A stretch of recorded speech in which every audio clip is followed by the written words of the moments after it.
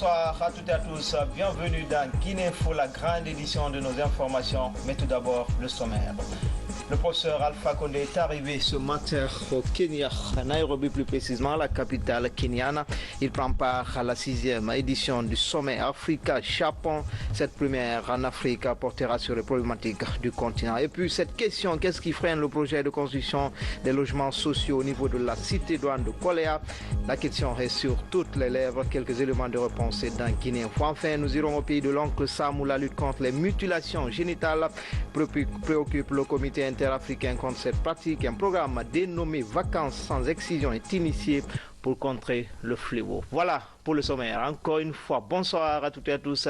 Bienvenue, comme annoncé dans l'été, le chef de l'État est arrivé ce vendredi à Nairobi, c'est au Kenya. Professeur Alpha Condé doit prendre part au sommet de la 6e conférence internationale de Tokyo sur le développement de l'Afrique.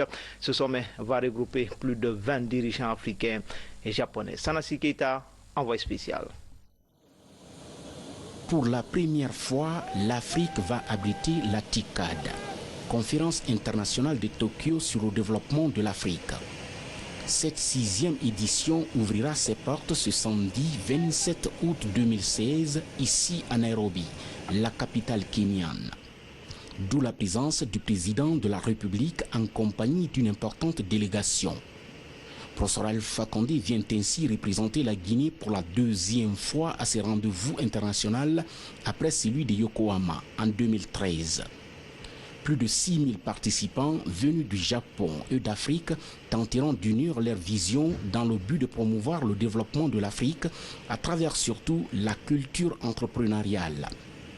Initiée par le gouvernement du pays du soleil levant, la conférence internationale de Tokyo sur le développement de l'Afrique a pour but fondamental de promouvoir le développement de l'Afrique, la paix et la sécurité, à travers le renforcement surtout des relations en matière de coopération multilatérale et de partenariat, en particulier entre États.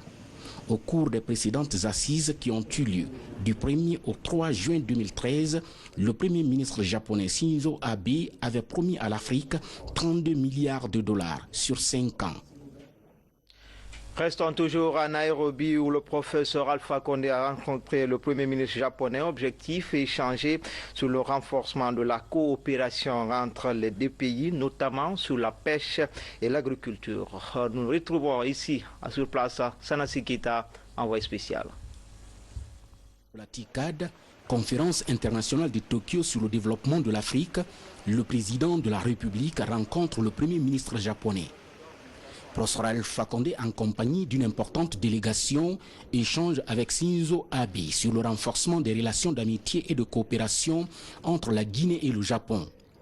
Le Premier ministre du pays du soleil levant a d'entrée de jeu félicité le président Alpha Condé pour avoir rehaussé de sa présence, comme en 2013 à Yokohama, cette 6e édition de la TICAD, qui se tient cette fois-ci pour la première fois en Afrique.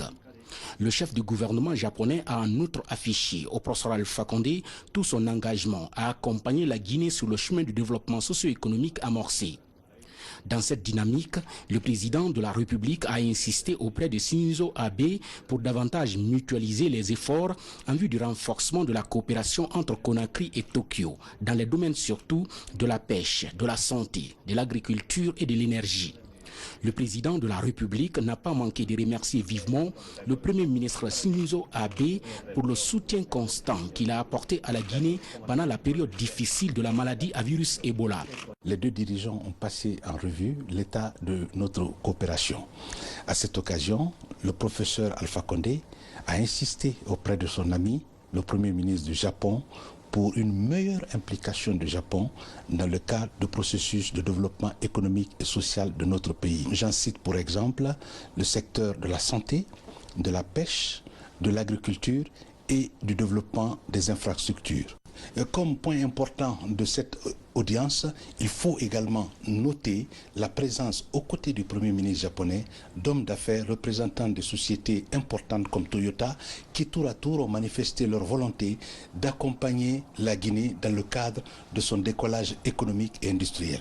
Tour à tour, le Premier ministre Shinzo Abe a présenté au président de la République plusieurs hommes d'affaires japonais désireux de s'impliquer dans le développement socio-économique de la Guinée, à travers notamment la création de petites et moyennes entreprises porteuses d'emplois et génératrices de revenus. Habitat à présent, et ce soir, nous nous intéressons à une convention signée lors de la visite du roi Mohamed VI à Conakry. Il s'agit du projet de construction des logements sociaux à la cité police. Ce soir, ce projet qui doit être réalisé à Koléa a du plomb dans l'aile. Quelles sont les raisons? Notre équipe de reportage a rencontré le ministre en charge de la construction. Suivez cet élément de reportage signé Thierno Ousmane Diallo. De ces domaines est constitué les cités douanes et police 6 à Koléa. Un projet qui devrait contribuer à rehausser l'image de l'habitat décent dans la capitale et offrir un cadre de vie adéquat à des familles de milliers de policiers et d'agents des douanes. Lancé en mars 2014 à la faveur de la visite du roi Mohamed VI à Conakry, le projet confié à une société marocaine tarde à se concrétiser. Cela fait 5 mois que les chantiers auraient dû être livrés. Le mois de septembre prochain va être décisif dans l'avenir de ce projet d'intérêt national. Nous nous sommes déplacés pour aller au Maroc, rencontrer les partenaires. Ils ont pris des engagements. Et lorsque nous avons compris que ces engagements ne venaient pas à être respectés, nous avons donc écrit pour leur dire que dans les 3 mois qui suivent, si le projet ne connaît pas un dénouement heureux, c'est-à-dire un démarrage effectif de la poursuite de la construction, parce qu'ils ont commencé, ils ont fait des fondations par-ci, par-là, mais ils ont eu des difficultés avec leur partenaire guinéen, qui a donc résilié le contrat avec eux.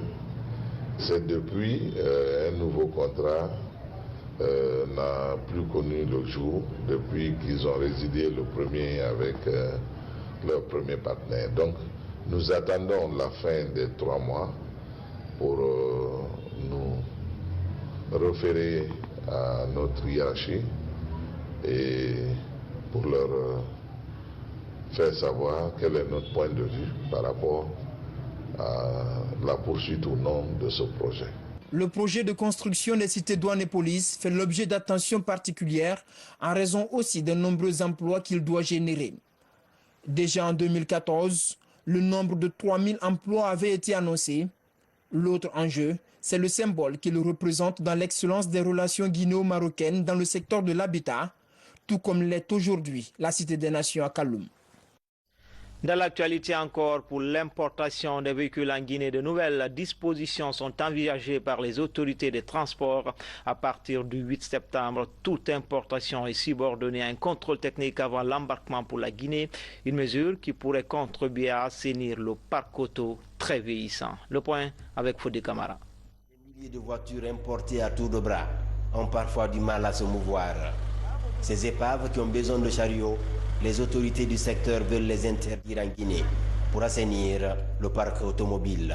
Autour de cette préoccupation, des échanges des importateurs et des armateurs avec le ministre des Transports, la question de l'âge des voitures n'est plus sur la sellette. Comme pièce de rechange, les opérations de visite technique et de contre-visite sont imposées avant toute importation. On s'est entendu qu'il faut quand même revoir l'état des véhicules à l'importation pour Conakry. Et pour cela donc, la seule mesure, il faut accepter que ce soit des véhicules qui sont dans les normes européennes. Et pour cela donc, avant que les véhicules ne soient embarqués dans les ports, n'est-ce pas, d'embarquement, soient inspectés. Donc, doivent obligatoirement passer par des centres de contrôle reconnus en Europe. Et une fois que ces véhicules sont visités, eh bien, l'importateur guinéen qui est là-bas doit devoir changer les pièces et tout ce qui ne va pas sur la voiture et revenir encore pour ce qu'on appelle contre-inspection. Et donc, ce sont les 2 bulletins, les 2 attestations qui doivent accompagner la voiture à l'importation. Donc, tout armateur qui prendrait le risque d'embarquer une voiture qui n'a pas bénéficié de la visite ou de contre-visite, ça tombe tes risques et périls. Parce que premièrement, tu vas payer une pénalité et deuxièmement, la voiture va se retourner encore à son lieu d'embarquement. Par une action concertée de tous les acteurs de la chaîne d'importation des véhicules, ces mesures doivent être appliquées à partir du 8 septembre prochain.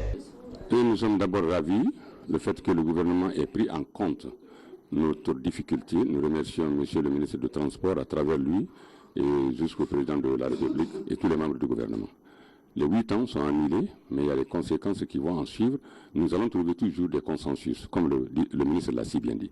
Il dit que la porte est largement ouverte pour nous. Pour le moment, il n'y a pas d'incident sur la décision maintenant, là, parce que les marchandises qui sont en haute mer, qui sont en route de venir, ne sont pas retournées.